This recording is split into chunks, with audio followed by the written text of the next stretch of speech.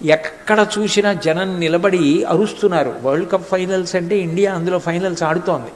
అందరూ ఉత్కంఠతో ఉన్నారు.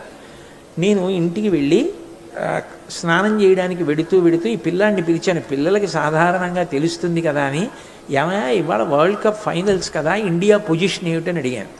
ఆ పిల్లాడు బయటకు వచ్చి అన్నాడు, గదిలో ఉన్నాడు, తలుపులు తీసి మాట్లాడాడు, నాకు తెలియదండి అన్నాడు. నేను ఆశ్చర్యపోయాను. అదిడో ఎక్కడ చూసినా ఉత్కంఠగా ఉంటే నీకు ఇండియా పొజిషన్ తెలీదా అన్నాను. అంటే ఆ పిల్లాడు నాతో అన్నమాట ఇప్పటికీ నా చెవుల్లో వినపడుతుంది. ఆ పిల్లాడు నాతో అన్నాడు, మా నాన్నగారు మెరైన్ ఇంజనీర్గా పనిచేస్తున్నారండి. మా నాన్నగారు ఓడలో సముద్రంలో 6 నెలలు తిరుగుతారు.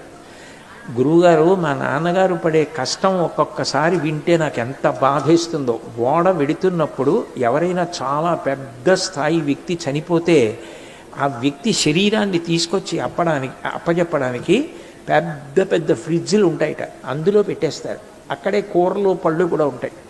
ఆ ఫ్రిడ్జ్ తీసినప్పుడల్లా అందులో ఈయన భౌతికాయం కూడా ఉంటుంది, మళ్ళీ ఓడ తిరిగి వచ్చే వరకు.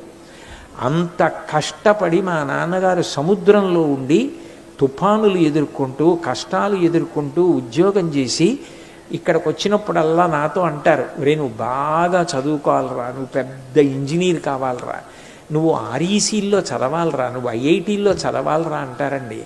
మా కోసం అంత కష్టపడ్డ మా నాన్నగారి కోరిక తీర్చడానికి నేను ఎంట్రన్స్ ఎగ్జామినేషన్కి వెడుతున్నాను గురువుగారు, అందుకని నేను వరల్డ్ కప్ ఫైనల్స్ పట్టించుకోలేదండి, నాకు తెలియదు అన్నాడు ఆ పిల్లాడు.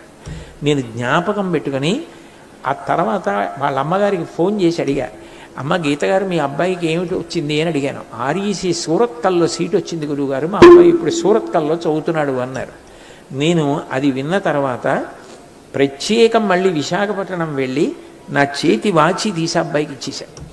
ఎందుకు ఇచ్చేసానంటే అది నాకు గొప్ప కాదు, ఇది కదరా అంకిత భావం అంటే. ఒక పిల్లవాడు ఎలా బ్రతకాలో నేర్చుకున్నాడు, తండ్రి గౌరవాన్ని గుర్తించాడు, తండ్రి కష్టాన్ని గుర్తించి అక్కర్లేని దాని జోలికి వెళ్ళలేదు. నేను మీకు ఐఎమ్ సైటింగ్ ప్రాక్టికల్ ఎగ్జాంపుల్స్, కొన్ని పుస్తకాల్లోవి కొన్ని యథార్థ సంఘటనలు చెప్తున్నాను.